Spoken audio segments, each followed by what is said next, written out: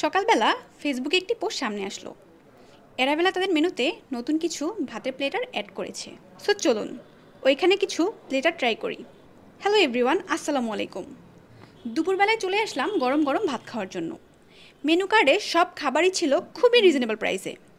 আমি এর মধ্যে থেকে অর্ডার করেছিলাম প্রিমিয়াম ভর্তার প্লেটার, আর এটার প্রাইস ছিল মাত্র 169 টাকা।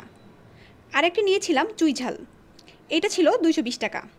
ভর্তার প্লেটারে ছিল শুটকি ভর্তা, কচু ভর্তা, বরবটি ভর্তা, বেগুন ভর্তা। শুটকি ভর্তা, জি, কচু ভর্তা, বরবটি ভর্তা, বেগুন, ডিম, আর এটা হলো কলা।